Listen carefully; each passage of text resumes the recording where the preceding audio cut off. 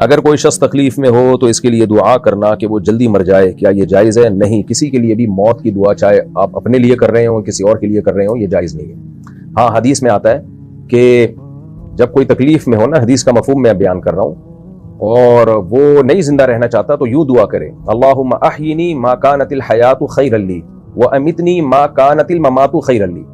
اے اللہ مجھے اس وقت تک زندہ رکھ جب زندہ رہنا میرے لیے بہتر ہو، اور جب میرے لیے موت بہتر ہو تو مجھے موت دے دے۔ یعنی متعین کر کے یوں دعا نہ مانگے کہ اللہ مجھے موت دے دے، اللہ مجھے موت دے دے، یہ نہ دعا مانگے، یہ جائز نہیں ہے۔ یہ دعا مانگے اللہ جب تک میرے لیے زندگی بہتر ہے مجھے زندہ رکھ، اور جب میرے لیے موت بہتر ہو تو مجھے موت دے دے۔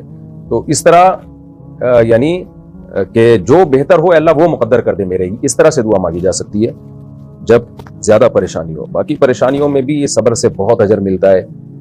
اللہ ہم سب کو مصیبتوں سے پریشانیوں سے محفوظ رکھے، لیکن یہ کہ اگر کوئی پریشانی آئے تو اس میں صبر سے جو اجر ملتا ہے تو وہ اجر حدیث میں آتا ہے جب قیامت کے دن انسان دیکھے گا تو کہے گا کہ میں نے وہ اعمال تو کیا نہیں تو اللہ نے مجھے اتنا نوازا کیسے ہے؟ تو اللہ کہے گا تو نے فلاں مصیبت پہ صبر کیا تھا، فلاں مصیبت پہ صبر کیا تھا جس کی وجہ سے میں نے تجھے اجر دیا۔ تو وہ کہے گا کہ کاش میری زندگی مصیبتوں میں ہی گزری ہوتی۔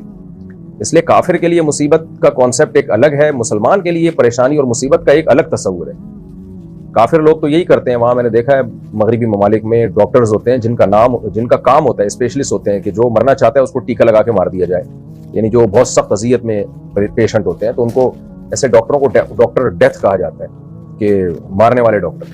وہاں ہوتا ہے کہ بھائی زندگی سے مایوس ہو گئے اور تکلیف میں بہت ہیں تو ڈاکٹر آ کے آرام سے سلا دیتا ہے آپ کو، ٹیکا لگا کے چلو بھائی نکل دو پتلی گلی سے۔ تو کافر لوگ کہتے ہیں زندہ رہنے کا فائدہ کیا جب تکلیف ہی تکلیف ہے؟ تو یہ کافر تو سوچ سکتا ہے جو سمجھتا ہے کہ موت کے بعد زندگی نہیں ہے، لیکن مسلم کے لیے ایسا نہیں ہے۔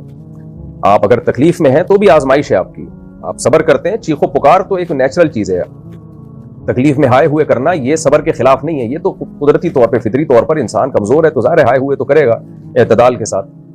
تو بس زبان سے اللہ کی شکایت نہ کرے، اللہ کو برا بلا نہ کہے معاذ اللہ۔